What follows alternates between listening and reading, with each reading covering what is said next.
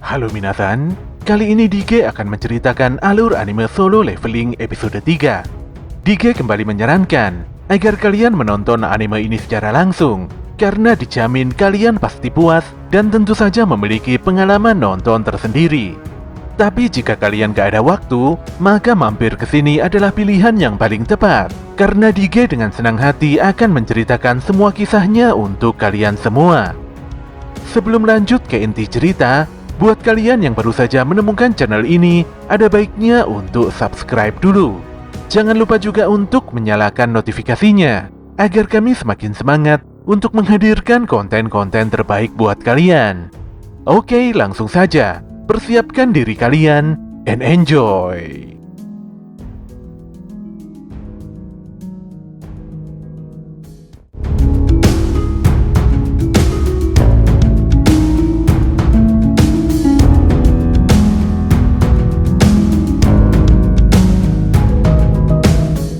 Setelah menentukan pilihannya, Sung Jinwoo pun langsung mendapatkan notifikasi kembali yang menyatakan bahwa dirinya telah menjadi seorang player.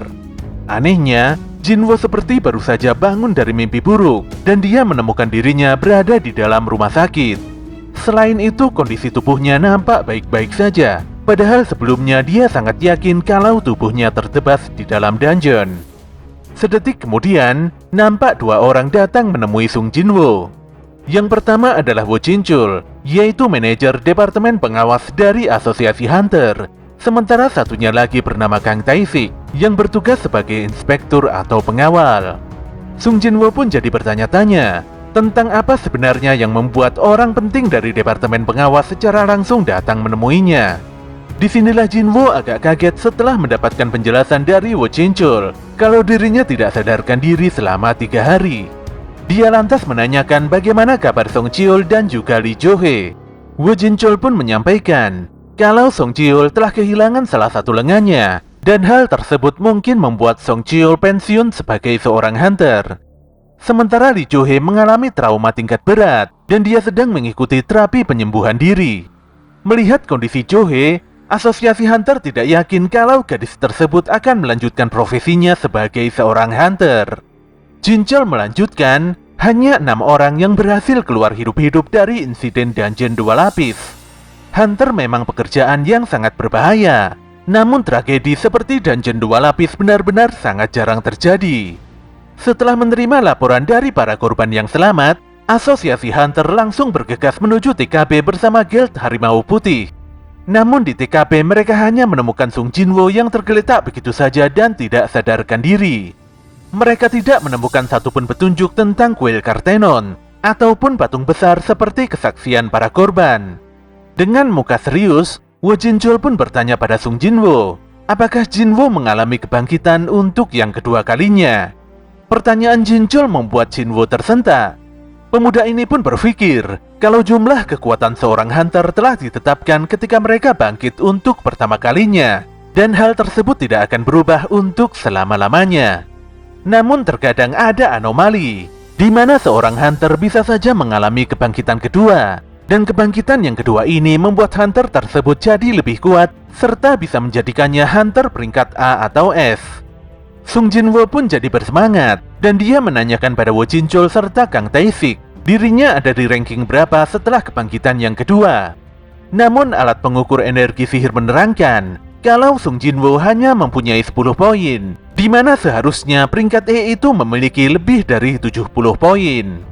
Setelah menyadari kalau Sung Jinwoo adalah manusia biasa, Wo Jinchul pun meminta maaf dan segera pergi begitu saja. Namun Wo Jinchul sebenarnya masih mencurigai Sung Jinwoo. Bagaimana hunter peringkat rendahan seperti Jinwoo bisa bertahan hidup dalam insiden dungeon 2 lapis?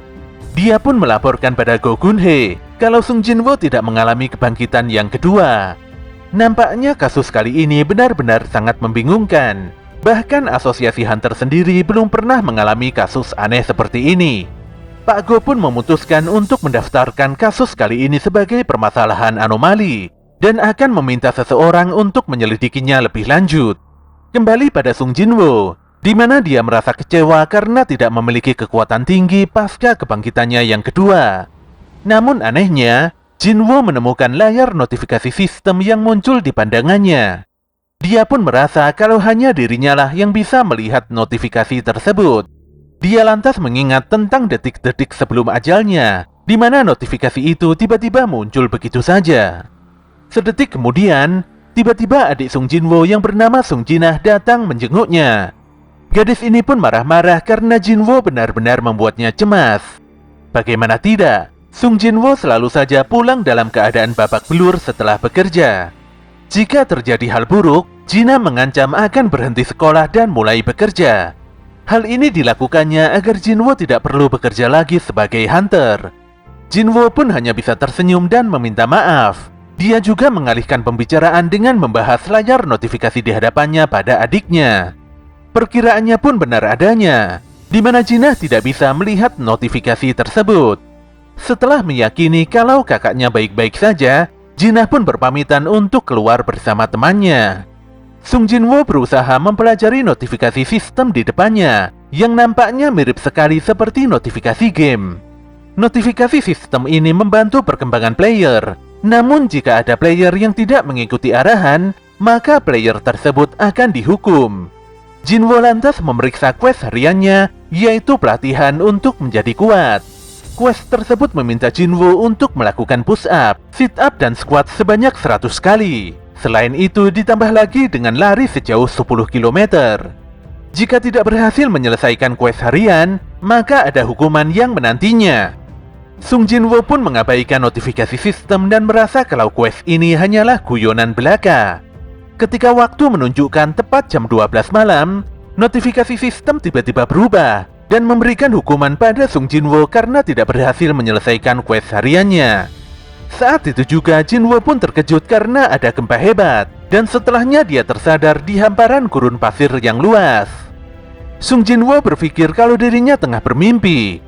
Namun dia langsung sadar setelah membaca notifikasi bahwa ini adalah hukuman yang harus diterimanya karena mengabaikan quest. Dia pun harus bertahan hidup dalam waktu 4 jam agar terhindar dari ganasnya gelabang padang pasir raksasa yang sangat beracun. Tentu saja Jinwoo langsung lari tunggang langgang supaya tidak terbunuh. Waktu pun terasa berjalan begitu lambat, dan tidak ada hal yang bisa dilakukan Sung Jinwoo selain lari dan terus berlari menyelamatkan nyawanya. Jinwoo pun benar-benar sudah tidak kuat berlari lagi. Namun untungnya, saat itu hukuman bertahan hidupnya telah selesai, dan dia tiba-tiba kembali lagi ke dalam kamarnya di rumah sakit. Namun dia langsung pingsan seketika, tanpa sempat memeriksa hadiah dari quest yang menghukumnya tadi. Pada keesokan harinya, Lee Jo-hee mendapatkan panggilan untuk mengikuti raid karena ada gate peringkat D yang muncul di wilayah Hapjeong beberapa waktu lalu. Jo-hee pun agak berat karena insiden raid sebelumnya membuat gadis ini sangat trauma. Namun Jo-hee nampak begitu senang ketika mendapatkan kabar kalau Sung Jinwoo telah siuman. Ketika Jo-hee mendatangi rumah sakit, dia agak kaget melihat Sung Jinwoo berlari di lapangan belakang. Akhirnya gadis ini memutuskan pulang tanpa menemui sahabatnya itu. Tidak terasa 4 hari berlalu, dan Sung Jinwoo selalu rutin menjalani quest hariannya. Dia menyadari, walau notifikasi di hadapannya seperti game, namun itu bukanlah halusinasi. Jika berhasil menyelesaikan quest, dia akan mendapatkan 3 hadiah. Yang pertama adalah pemulihan kondisi tubuh yang membuat rasa lelahnya hilang dalam sekejap. Yang kedua adalah 3 ability point yang bisa dibagi-bagi sesuai keinginannya. Kemudian yang terakhir, Sung Jinwoo mendapatkan sebuah random box. Hari ini boxnya berisi sebuah kunci, padahal sebelumnya Jinwoo hanya mendapatkan barang yang kurang berguna seperti pulpen atau plester. Ternyata kunci tersebut adalah item untuk membuka gate dungeon instan pada pintu keluar stasiun bawah tanah Hapjeong. Scene pun kembali 4 tahun sebelumnya, di mana Jinwoo dan Jinah menemukan ibunya tidak bisa bangun lagi dari tidurnya. Dokter pun menyampaikan kalau sang ibu menderita narkolepsi atau tidur abadi. Konon penyakit ini menjangkiti 1 dari puluhan ribu orang dan muncul bersamaan dengan kemunculan gate. Sayangnya, pengobatan yang ada saat ini hanya bisa memperpanjang umur sang ibu saja. Sung Jinwoo pun harus bekerja keras membanting tulang untuk membayar semua biaya pengobatan ibunya. Untuk meningkatkan pemasukan, Jinwoo pun memutuskan jadi seorang hunter, walau sebenarnya dia tidak begitu yakin. Dia pun benar-benar menjadi seorang hunter setelah melalui serangkaian tes. Sayangnya dia mendapatkan perlakuan yang sangat buruk dari rekan sesama hunter. Sebagai hunter kelas E yang begitu lemah, yang bisa dilakukan Jinwo hanyalah meminta maaf saja. Namun kini Sung Jinwo selalu rutin menjalani latihan fisik untuk memenuhi quest hariannya. Setelah cukup yakin dengan kemampuannya, Sung Jinwo lantas mendatangi pintu keluar stasiun bawah tanah Hapjeong. Dia lantas mengeluarkan kunci di sakunya. Anehnya, saat itu juga di hadapannya muncul sebuah lubang kunci, di mana setelah kunci dimasukkan, tiba-tiba saja muncul sebuah gate khusus untuk Sung Jinwo sendiri. Tanpa banyak berpikir, pemuda ini pun langsung memasuki gate dungeon instan di depannya. Namun dia sangat kaget setelah menyadari kalau pintu keluar dungeon tertutup secara otomatis. Padahal sebelumnya dia berencana kabur jika terjadi hal-hal yang tidak diinginkan.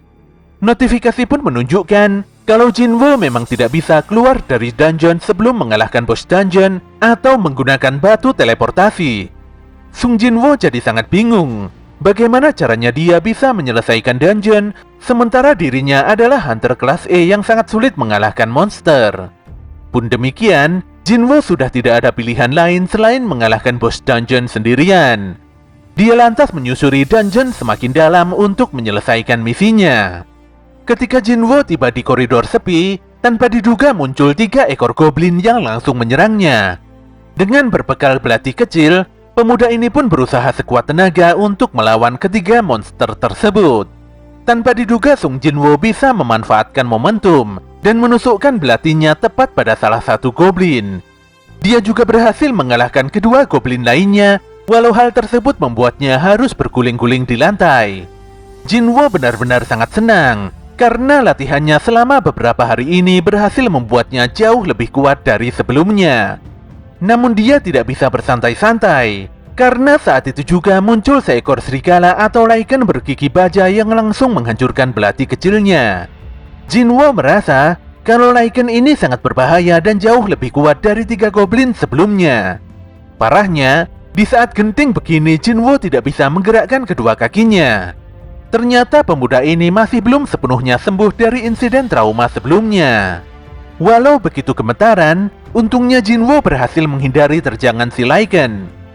Namun demikian dia menyadari kalau dirinya akan benar-benar tewas jika terluka di tempat ini.